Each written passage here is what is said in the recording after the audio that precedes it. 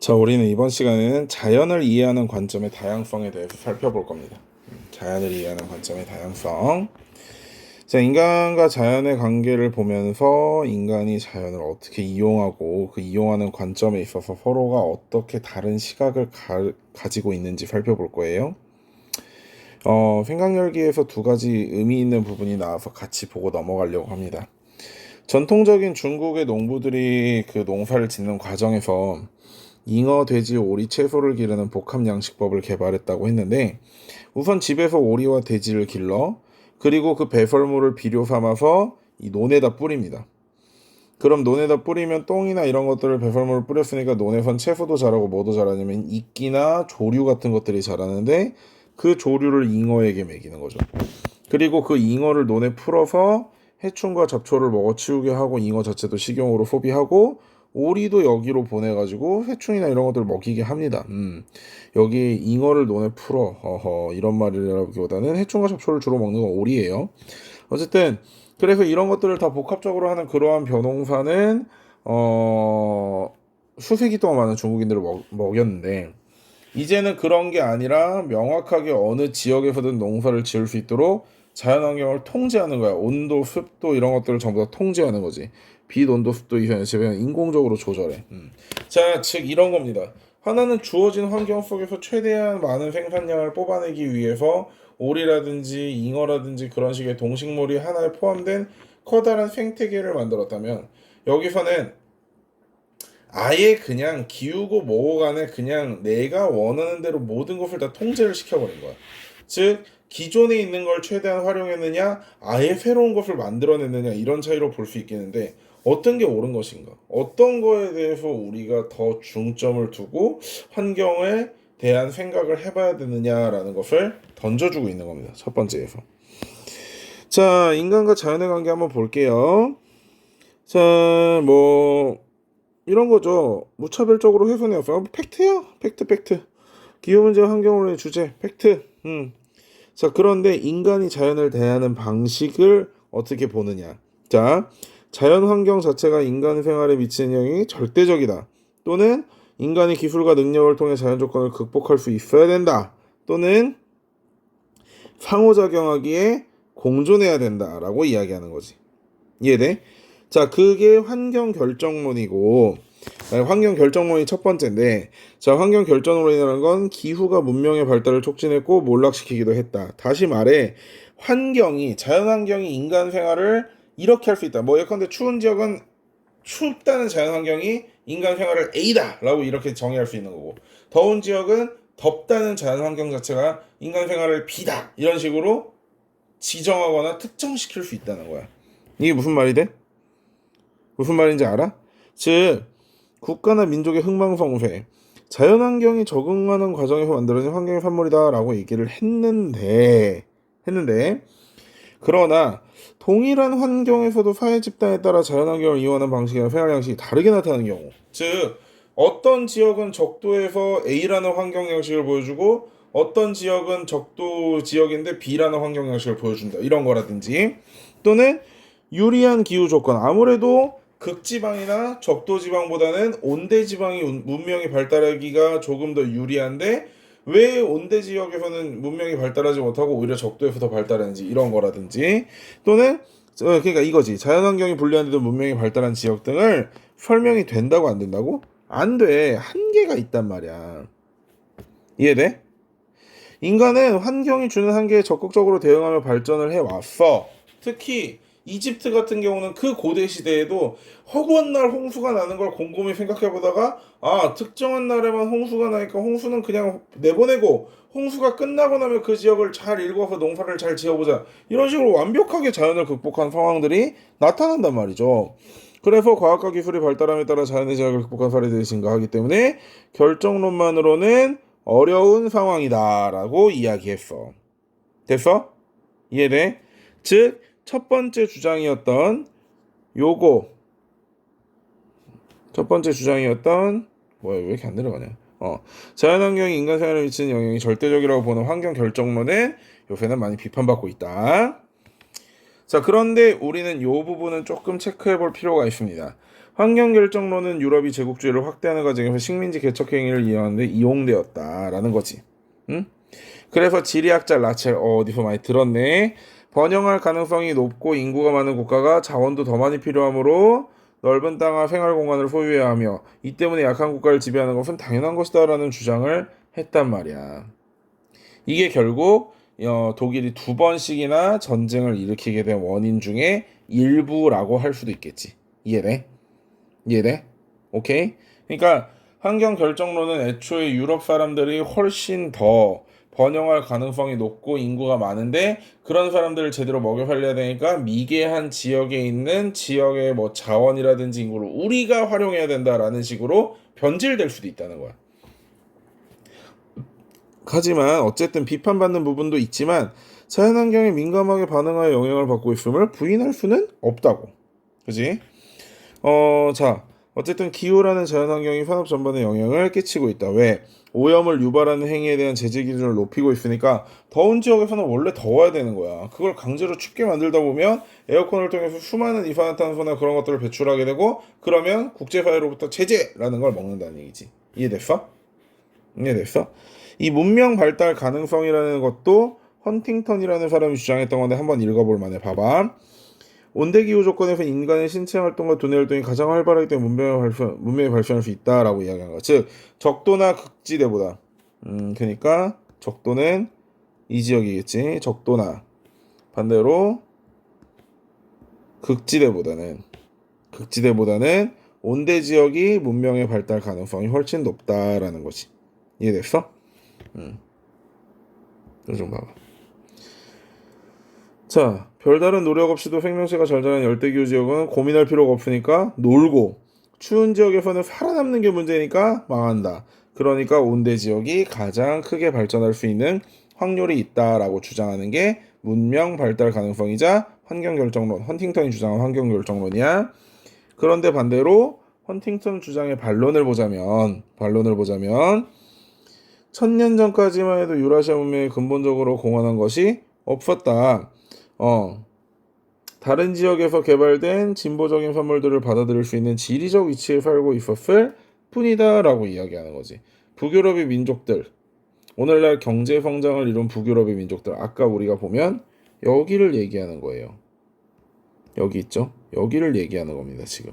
여기, 특히 북유럽. 어쨌든 지금 여기 보면 북유럽이 다 경제 발전 가능성이 굉장히 높다, 문명 발달 가능성이 높다고 이야기하고 있잖아. 그런 것들이 이 새끼들이 결국 한 게 좆도 없다. 좆도 없다. 근본적으로 공헌한 것이 없었다라는 거야.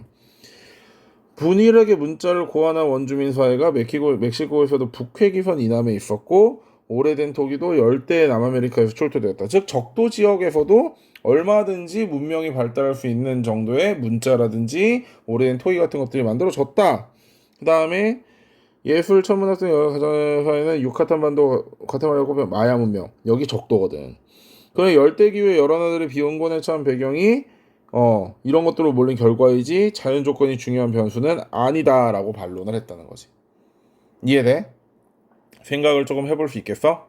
즉 헌팅턴이라는 사람은 자연환경이 강력하게 인간에게 영향을 미치기 때문에 주로 온대 지역에서 문명이 발달했다라고 이야기하는 반면 이것을 반론한 사람들은 아니다. 한대 지역은 조금 모르겠지만 열대 지역에서도 충분히 문명을 꽃피울 만한 그런 가능성들이 보였고 실제 문명을 꽃피웠다고 주장하는 북유럽 그러니까 뭐 이렇게 게르만족 중심의 뭐 프랑스, 영국, 프랑스는 약간 섞이긴 했어 라틴하고 뭐 영국, 프랑스, 독일 쪽은 걔네들이 만든 게 뭐가 있냐 이거야. 남의 걸 다 주워다 썼지. 그러니까 그런 식으로 특정화시킬 수 없다라고 주장하는 거라고. 이해됐어? 자, 잠깐만. 자, 그 다음에 가능론 봅시다. 자연환경이 비슷해도 지역에 따라 생활 양식이 다른 경우가 많다는 거야. 자연환경이 수동적으로 결정되는 것이 아니라 인간의 기술과 사고방식에 따라서 환경에서도 다르게 나타나기 때문이라는 거지. 다시 말해 아까 우리가 돌아간다면 기술과 능력을 통해 자연 조건을 극복하고 변해나갈 수 있다는 두 번째가 되겠지. 두 번째가 돌아가 볼게. 가능론 봅시다. 자, 자연이 인간의 활동을 제약하긴 해도 변형시킬 수 있다라고 보게 되는 거지. 이러한 관점을 가능론이라고 한다. 자, 자연환경이 어떤 생활 양식을 선택할지에 대한 가능성만 제공할 뿐 구체적인 결정은 인간의 의지에 달려 있다고 하고 능동적인 행위 주체로 간주한다는 거야. 오늘날 문명사회는 자연이 주는 한계를 극복해서 이루어진 결과물이라는 거지. 어떠한 장애가 존재해도 필요에 의해서 도로와 철도와 운하와 터널이 그런 식으로 생활 여건이 변화한다라는 거야. 밑에 자연환경을 극복한 사례를 볼게. 자, 볼리비아의 라파스는 가장 높이 위치한 수도야, 수도. 덥고 습한 저지대, 즉 열대 지역의 사람들이 서늘한 곳을 찾아 여기까지 왔는데 주변 지역과의 고도차로 인해 교통체증과 이동에 불편이 크단 말이야. 그래서 라파스와 위성도시인 에랄토, 즉 우리나라로 얘기하면 서울과 위성도시라고 할 수 있는 뭐 인천이라든지 부천이라든지 뭐 수원이라든지 이런 도시들의 그 통행이 2시간씩이나 걸리고 우리나라 쭉 뻗어 있는데 차량이 많은 거지만 여기는 막 산이니까 막 이렇게 타고 올라가고 막 이런 걸 거 아니야. 그런데 이걸 한 방에 극복해 버렸어. 어떻게? 그렇지. 케이블카를 통해서 한 방에 극복해 버리는 사례들. 사례들. 라스베이거스는 사막 한가운데 위치한 황량한 땅이었지만 벅시 시갈이라는 마피아 두목이 여기다가 에이씨 카지노를 만들어야 되겠다라고 했단 말이야. 그런데 카지노를 만들려고 하면 그 밤새도록 불을 켜고 어쩌고저쩌고 소위 말해 어마어마한 에너지량을 활용할 수 있어야 되는데 후보댐이 건설된 이후에 도시로 재탄생했다라고 나와 있어. 이 후보댐 여러분들 꼭 한번 사진 찾아서 보세요. 기가 막힙니다. 아메리카의 어떤 존엄을 볼 수 있어요. 이거 트랜스포머 같은 데서도 나오는 맨날 그런 댐이야. 이거 진짜 한번 가서 봐. fem도 여기 가서 보는 게 소원이긴 한데 진짜 어마무시해. 그래서 댐을 만들어가지고 용수, 물과 전기가 안정적으로 공급되면서 얼마든지 가동할 수 있게 되었고, 그지? 농경지에서 신선 채소를 사막 한가운데 이들은 도시를 만들어낸 거야. 아이슬란드는 지각판이 분리되는 경계에 위치해. 그러니까 판과 판 사이의 경계니까 화산 폭발이 많고 간헐천이 많고 지진도 많다는 거겠지. 근데 지열, 땅에서 나오는 열을 이용해서 에너지 생산량이 세계 최고였기 때문에 남방민 노천 수영장을 운영해서 관광 사업도 하고 있고 나름대로 많은 전기가 필요한 알루미늄 공업도 발전했다라고 이야기하고 있어. 즉 얼마든지 자연을 극복해 나가는 과정을 보여주고 있는 겁니다. 자, 우리는 환경 결정론자와 가능론자의 대화를 해볼게. 환경이 결정한다? 아니다. 환경은 가능성만을 제시한다. 지금 두 가지 배운 거야. 자, 결정론은 진화론의 영향을 받았는데 적절한 종이 살아남고 번성하는 방향을 하면 한다. 그래서 라첼의 경우 또 나왔네. 뭐 이런 문제까지 설명하기도 했다라고 했지만 가능론자는 결정론이라는 것 자체가 서구의 문화적 편견과 우월주의의 영업함으로 온 거다. 즉 유럽에서 지들이 왜 잘 나가는지 왜 다른 나라를 식민 지배를 해야 되는지라는 거에 대해서 그냥 뒷받침이나 하던 학설이었을 뿐이지 실제 상황에선 그거를 반증할 수 있는 것들이 훨씬 많다는 거다. 즉 더 많은 자원과 넓은 열통을 필요로 함으로 약한 걸 했다라고. 즉 이걸 라첼이 했던 얘기잖아. 아까 교과서에서. 즉 우생학이라든지 민족주의 이데올로기가 밀접하게 연관되어 있다라고 비판을 한 거지. 하지만 강대국의 도움으로 낙후된 적이 씨발 이거 진짜 기가 막힌 소리다. 그치? 기가 막힌 소리야. 그런데 봐봐. 자신들이 문화적으로 우월하다는 입장이래. 근데 얘들아 진짜 지금 보면 이게 서양인들이 선진국이라고 말할 수 있다고 생각해 얘들아? 선생님은 코로나 사태를 보면서 진짜 정말 많은 걸 느끼거든? 야, 우리나라 개선진국이야 진짜. 대박이야. 이렇게 하지 말란 거 잘 안 하고 지냈던 그런 사람들이 있어? 야, 나는 선생님이 처음에 코로나가 우리나라에 퍼지기 시작하면서 문제 겁나 욕했거든? 아씨, 중국인 왜 안 막아서 이 난리를 만들어? 라는 생각을 했는데, 다른 나라를 보니까, 대한민국은 선진국이다. 라는 생각이 들어. 우리나라 이제 10,000명 모였는데, 브라질에서 하루에 10,000명씩 코로나를 걸리고 있대.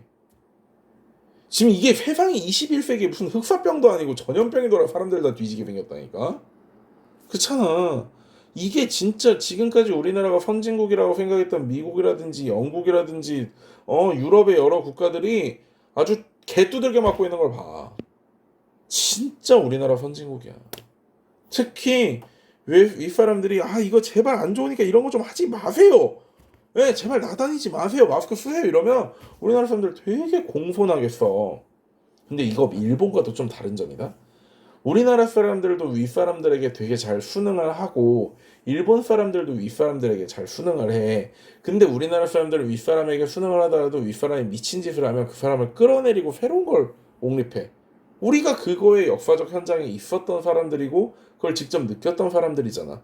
나 진짜 인생 살다가 대통령 탄핵되는 걸 몇 번 볼 것 같아. 선생님 내가 봤을 때 대통령 탄핵을 한 번쯤 더 볼 수 있을까? 나 이런 생각이 들어. 그렇잖아. 그런데 일본을 봐봐. 누가 봐도 지금 일본의 정치권은 굉장히 무언가를 숨기고 무언가의 정보를 왜곡시키고 이런 과정에서 국민들의 신뢰를 많이 잃었어. 우리나라 같으면 촛불 집회가 500번은 일어났어야 되는 일본에서는 그런 게 안 일어나고 있어.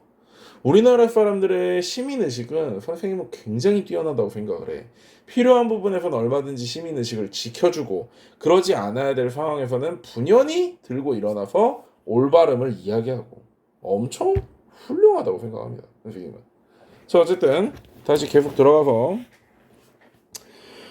뭐 읽어보면 될 거예요. 식민지의 유산으로 갈등과 분쟁이 심화되어 왔고 경제적으로 종속되어 있으며 좋다 나쁘다 우월과 열등을 이분화하는 편견은 지향해야 된다는 거야. 그치? 다른 거다. 다윈의 아이디어를 지리적으로 응용했고 개별적인 특성 원리를 추출하여 일반화했다. 지리학의 학문으로서의 깊이를 더했다라고 이야기되는데 여기 가능론자는 관찰을 통해 획득된 지식. 자 여기는 뭐 지리학 이야기니까 그냥 마음 편하게 들으세요.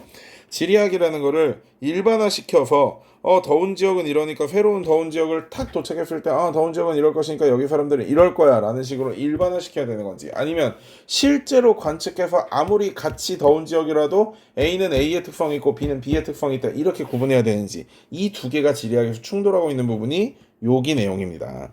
그래서 뭐 피할 수 없는 운명적 결과를 내주는 게 아니다. 자 그래서 우리는 수동적 존재가 아니라 창조해가며 환경조차 변화시키는 능동적 존재다. 우리의 연구 범위는 국가와 식민지가 아니라 그보다 더 좁은 지역, 문화 집단과 집단의 특징을 연구하되 민족주의적 신념을 추구하는 도구로 사용하면 안 된다라고 얘기했지만 선생님이 주로 이야기하고 싶은 건 환경 결정론자들이 가지고 있던 편협된 생각을 가능론자들이 어떻게 반박하고 있는지 이런 것들을 여러분들이 보면 좋겠습니다.